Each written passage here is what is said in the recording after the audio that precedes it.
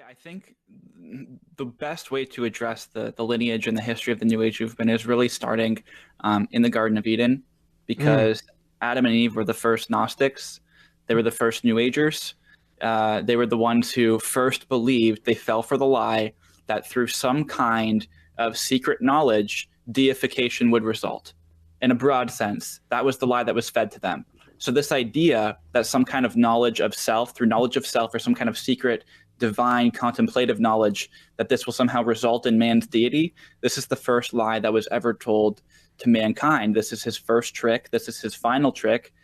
This is the Luciferian spirit, the Luciferian agenda, which we see universally throughout every single popularizer of the New Age in the West. They all had some kind of weird fascination with Lucifer, and it starts with Helena Blavatsky, who really popularized Eastern mysticism and occult philosophy in the West back in the late 1800s. And here's someone too that, she was known to be a racist. She was known to be a eugenicist. She said that World War II in Nazi Germany was a result of the father doing cleansing of the planet. She believed people with disabilities were a metaphysical inconvenience because they caused some kind of disturbance on the metaphysical plane. Wow. She was pure evil incarnate. Here are some quotes from her. I'm going to read some quotes from her main work, her classic work. Okay, here's someone who professors of religion will call the mother of the New Age movement. They'll say nobody has had a greater influence on New Age philosophy and practice in the West than this woman. And here are some quotes of hers from Volume 2 of The Secret Doctrine. You can check this out. In this case, it is but natural to view Satan, the serpent of Genesis, as the real creator and benefactor, the father of spiritual mankind. He can only be regarded in the light of a savior. It is Satan who is the God of our planet and the only God. Satan, the enemy of God, is in reality the highest divine spirit. And we could go through another 100 plus quotes exactly like this. She was a Satanist. She was a Luciferian. She actually started a magazine called Lucifer. And this was the Theosophical magazine, the type of religion she was teaching. It was published through this magazine called Lucifer, which has now been renamed Lucis Trust. And that's their website for the Theosophical Society, Lucis Trust. And he mentioned Alice Bailey. Alice Bailey was like a disciple of hers and kind of her successor, who channeled all of these materials through the Ascended Masters, this group of spiritually advanced beings who have ascended past a certain plane of existence to, they're now 6th and 7th ray entities who are bringing this knowledge through her as a channel, as a vehicle for the good of mankind. But if you read her material, she's Luciferian as well.